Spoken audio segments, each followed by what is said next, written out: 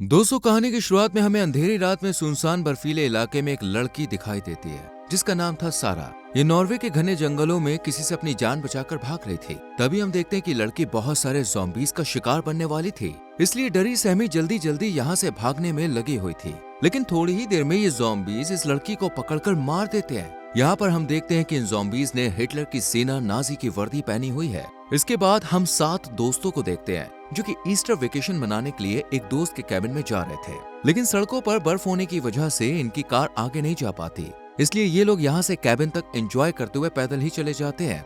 रात को इनमें से एक लड़की लिव को बाहर कोई हलचल सुनाई देती है, इसलिए जब वो बाहर आकर देखती है तो उसे कुछ दूरी पर कोई खड़ा हुआ दिखाई देता है। इसे देखकर लिव बहुत डर जाती है और अपने दोस्तों के पास घबराई हुई जाती है और इन्हें बाहर चलने के लिए कहती है। जब ये सब बाहर जाकर देखते हैं तो इन्हें कोई भी नजर नहीं आता है। थोड़ी ही देर में इनके दरवाजे पर दस्तक होती है और एक आदमी इनसे कॉफी पिलाने के लिए कहता है। ये इसे अंदर लेते हैं और कॉफी सर्व करते हैं, लेकिन ये शख्स थोड़ी सी कॉफी पीने के बाद इनकी शराब उठाकर पीने लगता है। ये शख्स इनके साथ ऐसे बर्ताव करता है जैसे बहुत टाइम से इन्हें जानता हो। इसी बीच ये इन सबको यहाँ के पास्ट के बारे में बताता है कि जब वर्ल्ड वॉर का दौर था तो ये जगह 3 साल तक उनके अंडर में रही थी।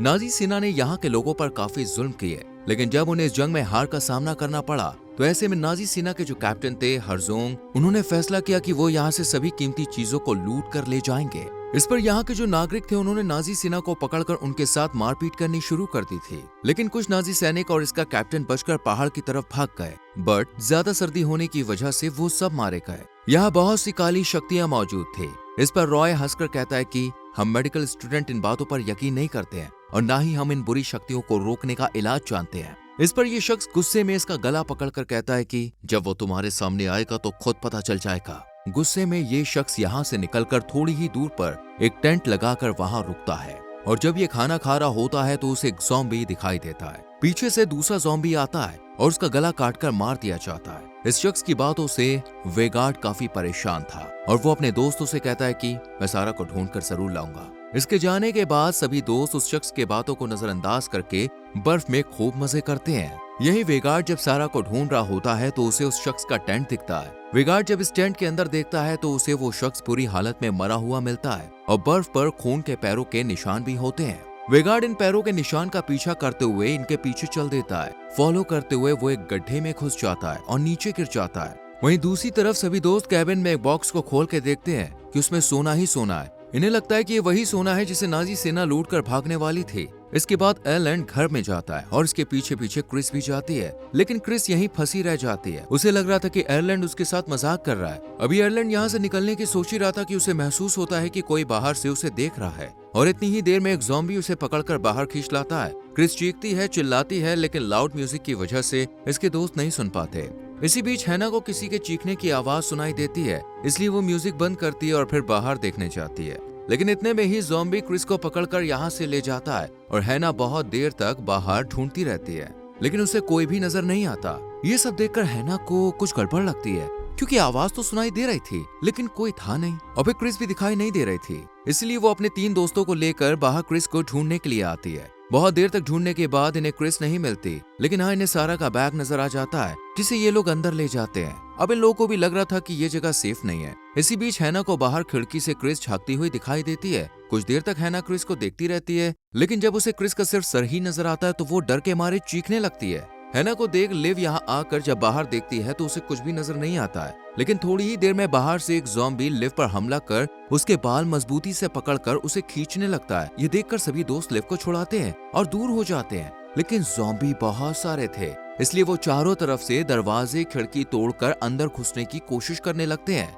ये देखकर हैना हिम्मत करती है और ज़ॉम्बी का हाथ ही काट देती है। ज़ॉम्बीज़ की वर्दी देख इन्हें समझ में आ जाता है कि ये हिटलर की ही सेना है जो बचकर भाग गई थी। एयरलैंड को इससे बहुत डर लगता है। एयरलैंड इन्हें ज़ॉम्बीज़ से बचने के तरीके बता ही रहा होता है कि तभी ज़ॉम्बी आकर उस पर अटैक कर देता है और उसके मुंह को दबाकर वो टुकड़ों में बांटकर उसे मार देता है। वहीं दूसरी तरफ जो वेगार्ड गड्ढे में गिर गया था, अब उसे होश आ जाता है और वो देखता है कि ये कोई गड्ढा नहीं है बल्कि एक खुफिया सुरंग जैसी है। इसलिए वेगार्ड सबसे पहले लकड़ी पर आग जलाता है और फिर इस गुफा के अंदर जाने लगता है, जहाँ उसे बहुत सी चीजें दिखाई देती हैं, जैसे इसे बहुत से हथियार मिलते हैं। यहाँ वेगार्ड को नाजी सेना के बहुत से हेलमेट भी नजर आते हैं। आगे बढ़ते ही उसे सारा का कटा हुआ सर भी रखा हुआ दिखता है, जिसे देखकर वेगार्ड के पसीने छूट जाते हैं और वो जल्दी से इस गुफा से बाहर निकल आता है। जहाँ वेगार्ड का सामना एक ज़ॉम्बी से होता है। ये ज़ॉम्बी वेगार्ड पर हमला कर देता है, पर वेगार्ड भी हार नहीं मानता और उनके साथ मारपीट करने लगता है। लेकिन तभी बर्फ में से एक और ज़ॉम्बी बाहर निकलने लगता है। वहीं दूसरी तरफ जो दोस्त कैबिन में फंसे थे वो ज़ॉम्बीज को मारने का एक प्लान बनाते हैं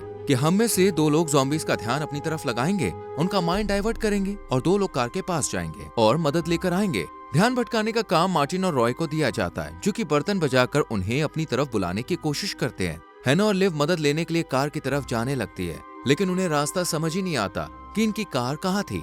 अभी ये सोच ही रही होती है कि एक ज़ॉम्बी इनके सामने आ जाता है, जिसे देखकर ये दोनों काफी डर जाती हैं। वहीं दूसरी तरफ वेगार्ड को दिखाया जाता है, जो कि अकेला ही 2 ज़ॉम्बीज का मुकाबला कर रहा था। ये दोनों ज़ॉम्बीज को मार मार के बेहाल कर देता है, लेकिन इसी बीच एक ज़ॉम्बी जो कि रस्सी से बंधा हुआ था वो वेगार्ड पर हमला कर देता है और दोनों ही नीचे गिर जाते हैं। चूंकि ज़ॉम्बी रस्सी से बंधा हुआ था, इसलिए वेगार्ड और ज़ॉम्बी इसी रस्सी से नीचे लटक जाते हैं। ये ज़ॉम्बी वेगार्ड की गर्दन पर अपने दांत गड़ा देता है।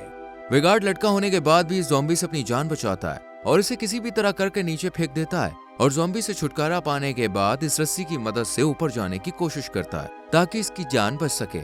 इधर हैना और लिव इस ज़ॉम्बी का सामना कर रही थी और इसे हराने में कामयाब भी हो जाती है, लेकिन लिव इन ज़ॉम्बीज के जाल में फंस जाती है और इनसे मुकाबला नहीं कर पाती। इसलिए ज़ॉम्बीज इस पर हमला कर देते हैं और इसके साथ चीर फाड़ कर इसे यहीं मार डालते हैं। लेकिन लिव भी अपने मरने से पहले एक इलेक्ट्रिक स्टिक की मदद से इन सभी ज़ॉम्बीज का भी खात्मा कर देती है। ये देखकर इन ज़ॉम्बीज का कैप्टन कॉल हेरज़ोंग अपनी सेना के साथ यहाँ पे आ जाता है। इधर हैना एक ऊंची चोटी पर है ताकि किसी की वो मदद ले सके, लेकिन इसके पीछे एक ज़ॉम्बी भी आ जाता है। हैना इसे देखकर जोर जोर से बर्फ पर पैर मारने लगती है। इसके ऐसा करने से बर्फ टूट जाती है और हैना के साथ साथ इस ज़ॉम्बी भी नीचे गिर जाता है और दोनों बेहोश हो जाते हैं। कुछ देर बाद हैना को होश आता है और जब वो अपने चारों तरफ देखती है तो उसे बर्फ ही बर्फ नजर आती है और उसका जो शरीर था वो भी बर्फ के नीचे दबा हुआ होता है। वहीं पास ही में एक ज़ॉम्बी भी दिखाई देता है जो कि उसी की तरह बर्फ के नीचे दबा हुआ था। ये देखकर हैना हिम्मत दिखाती है और खुद इसके हाथों मरने से पहले उसे ही मार डालती है। इधर वेगार्ड काफी जख्मी था और उसकी गर्दन भी काफी कट गई थी, इसलिए वो खुद ही इस पर टांके लगाकर इसे ठीक करने की कोशिश करता है और फिर अपनी पिस्टल लेकर स्नो बाइक पर बैठता है और इस हथियार को स्नो बाइक पर फिट कर ज़ॉम्बीज को मारने के लिए निकल जाता है। वहीं रॉय और मार्टिन जो ज़ॉम्बीज को भटका रहे थे वो कैबिन में से बाहर एक ब्लास्ट करने की कोशिश करते हैं जिससे ज़ॉम्बीज मर जाएं, लेकिन ये ब्लास्ट इनके ही कैबिन में हो जाता है और आग कैबिन में फैलने लगती है। ये देखकर दोनों जान बचाकर इस कैबिन से निकलकर एक शेड में जाते हैं जहाँ उन्हें बहुत सारे हथियार रखे हुए दिखते हैं। इन हथियारों को देखकर इनके अंदर हिम्मत सी आ जाती है और ये फैसला करते हैं कि अब इन्हीं हथियारों से हम ज़ॉम्बीज को खत्म करेंगे और ये हथियार लेकर ज़ॉम्बीज को मारने निकल जाते हैं। जैसे ही ज़ॉम्बीज इनके सामने आते हैं ये सभी को मार देते हैं। मरने के बाद भी ज़ॉम्बीज एक एक करके बाहर निकलते जाते हैं और ये लोग इन्हें मारते रहते हैं। इसी बीच वेगार्ड स्नो बाइक लेकर यहाँ आ जाता है और अपनी मशीन गन की मदद से इन सभी ज़ॉम्बीज को शूट करके मार देता है। लेकिन ये ज़ॉम्बीज तो एक के बाद एक निकलते ही जाते हैं, बट वेगार्ड भी बिना हिम्मत हारे इन्हें मारता रहता है और फिर बहुत सारे ज़ॉम्बीज आकर वेगार्ड को घेर लेते हैं और उसके हाथ पैर को अलग कर बेरहमी से उसे मार देते हैं। ये सब उसके दोनों दोस्त भी देख रहे होते हैं। मार्टिन गुस्से में आगे बढ़ता है और ज़ॉम्बीज को मारना शुरू कर देता है। इसी बीच यहाँ हैना भी आ जाती है, लेकिन मार्टिन हैना को ज़ॉम्बी समझकर उस पर कुल्हाड़ी से हमला कर देता है और जब इसकी तरफ देखता है तो उसे बचाने की कोशिश करता है पर बचा नहीं पाता। मार्टिन हैना को छोड़ इन सभी ज़ॉम्बीज का सामना करता है। मार्टिन ज़ॉम्बी नहीं बनना चाहता था, इसलिए वो अपने हाथ को कटर से काट देता है, लेकिन फिर भी काफी खुश होता है क्योंकि उसे लग रहा था कि अब वो ना तो ज़ॉम्बी बनेगा और ना ही मरेगा। लेकिन तभी जमीन से एक ज़ॉम्बी बाहर निकलता है और मार्टिन पर हमला कर उसे काटने की कोशिश करता है। ये देखकर मार्टिन गुस्से में ज़ॉम्बी को पैरों से बुरी तरह से जख्मी कर खत्म कर देता है। अब मार्टिन और रॉय के सामने सिर्फ कैप्टन था जिसे ये लोग बहुत हल्के में लेते हैं, लेकिन जब हेरज़ोंग अपना मुंह खोलकर कुछ आवाज निकालता है तो जमीन हिलने लगती है। जमीन से बहुत सारे ज़ॉम्बी निकलने लगते हैं। इस फौज को देखकर ये दोनों जान बचाकर भागने लगते हैं कि तभी हेरज़ोंग इनके पास आ जाता है और जब रॉय हेरज़ोंग पर हमला करता है तो उसके पेट में कुछ टहनियां घुस जाती हैं और उसकी आंतें बाहर आ जाती हैं। हेरज़ोंग रॉय की जेब से चेन निकालता और सोचने लगता है। ये देखकर मार्टिन को सोना ध्यान आता है और वो जल्दी से कैबिन में जाकर उस सोने वाले बॉक्स को निकालकर कैप्टन को दे देता है, जिसे देखकर कैप्टन बहुत खुश होता है और मार्टिन जान बचाकर कार के पास चला जाता है। लेकिन कार में बैठते वक्त उसकी जेब से कॉइन गिरता है और हेरज़ोंग इसे देख लेता है और शीशा तोड़ने लगता है और कहानी यहीं पर खत्म हो जाती है। दोस्तों, आपको इस मूवी की एक्सप्लेनेशन कैसी लगी हमें कमेंट सेक्शन में लिख के जरूर बताएं। वीडियो अच्छी लगी हो तो लाइक और शेयर करें, चैनल को सब्सक्राइब करके बेल आइकॉन प्रेस करें। एंड अगर आपको इस मूवी की एक्सप्लेनेशन चाहिए तो हमारे टेलीग्राम चैनल को ज्वाइन कीजिए, जिसका लिंक आपको डिस्क्रिप्शन में मिलेगा। Thank you so much for watching.